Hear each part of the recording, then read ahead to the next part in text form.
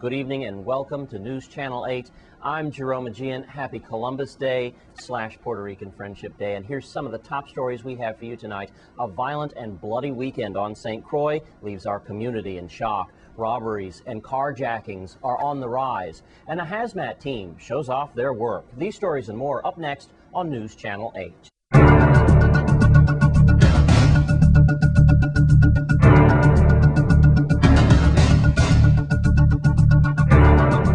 In our top story tonight, the last 72 hours have been devastating for the island of St. Croix. We start with a deadly confrontation between the Virgin Islands Police Department and two suspects who shot it out early Sunday morning near Hovensa and the Melvin Evans Highway.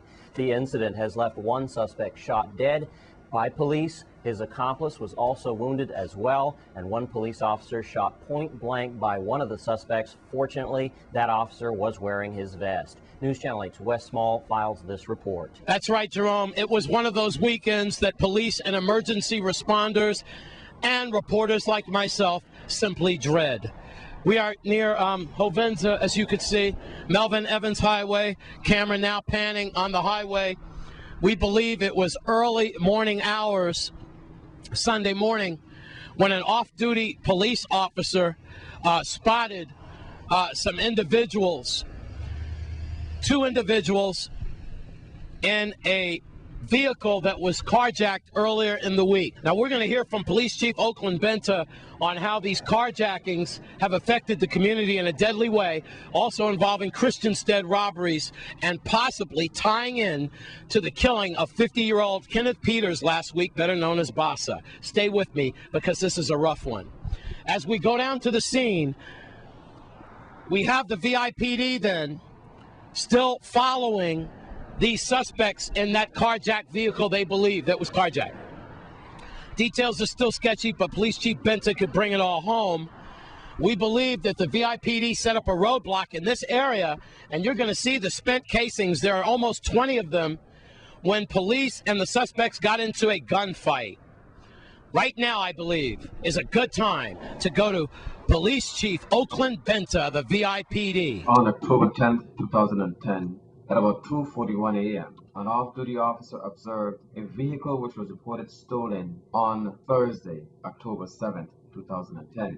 He observed the vehicle being driven in the area of Peters Rest, at which time he called into 911 and advised the dispatchers that he has sight of the vehicle in question and requested assistance. Officers, hearing the transmission via dispatch, immediately began to converge on the area in which the officer indicated that he had sighting of the vehicle. When the officers caught up with the off-duty officer, the vehicle, which was sighted in Peters Rest, was now in the Estate Hope area. And when they initiated the stop, the officers radioed into dispatch and advised that they were being fired upon. The officers returned fire. Once the shots had ceased, they approached the vehicle and observed that there were two male individuals in the vehicle, one a 24-year-old male and the other a 22-year-old male.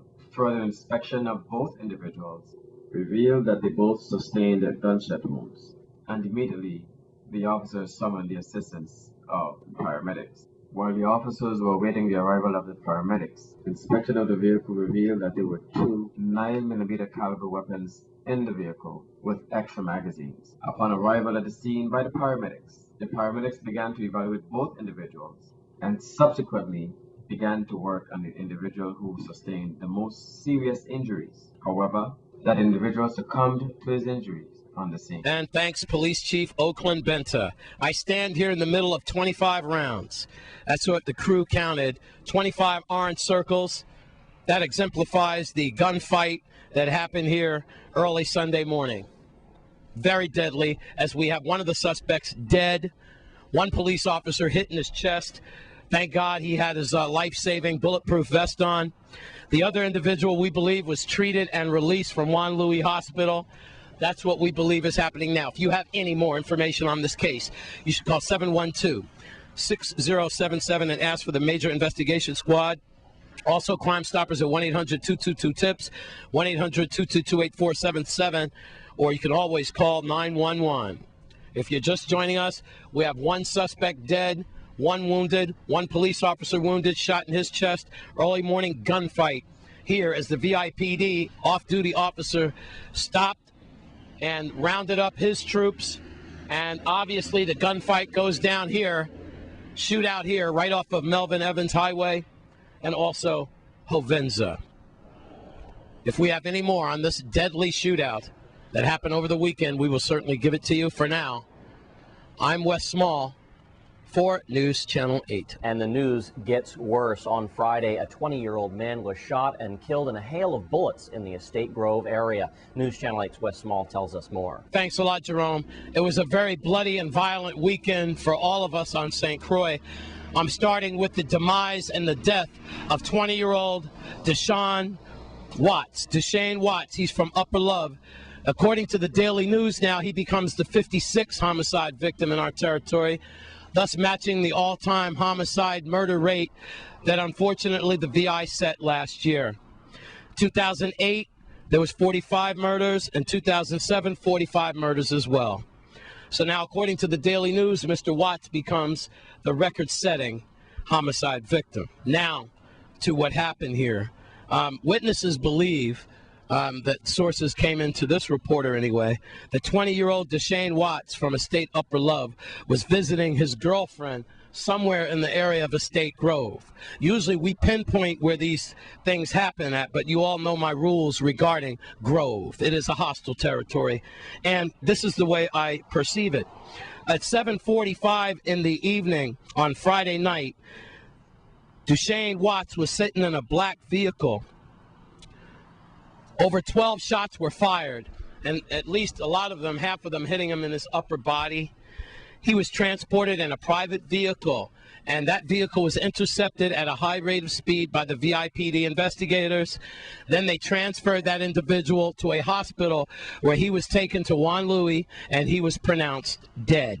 If you know anything about the murder of 20-year-old Estate Upper Love resident Deshane Watts, that you should call 712-6077, 712-6037, 911. You could always call Crime Stoppers at 1-800-222-TIPS or 1-800-222-8477. As you can see from this report on tonight's news, this is just the beginning of a horrible, bloody, and violent weekend here on St. Croix. In Estate Grove, I'm Wes Small for News Channel 8. Thanks, Wes. And we now understand that that incident possibly happened a little bit further west. We'll give you more details on this story as it breaks. And in other police news, a 16-year-old girl was walking along the Queen Mary Highway near Anna's Hope with two others around 10 p.m. Saturday night when she was struck by a white Ford pickup truck. The truck never stopped, and the teenager was taken to the Juan Louis Hospital for treatment. If you know anything about this hit and run, please call 911 immediately. And police are investigating a series of robberies that have taken place on St. Croix recently, especially in Christiansted. Within the last 2 weeks, several businesses have been targeted with holdups. Employees of the Seaplane were robbed over the weekend as they walked to their cars after enjoying an evening on the boardwalk. Carjackings and even truckjackings are on the rise as well, and News Channel 8 wants you to be safe. Please be aware of your surroundings at all times, and please use common sense. When we come back from this break, we'll check out a hazmat team at work. Stay with us.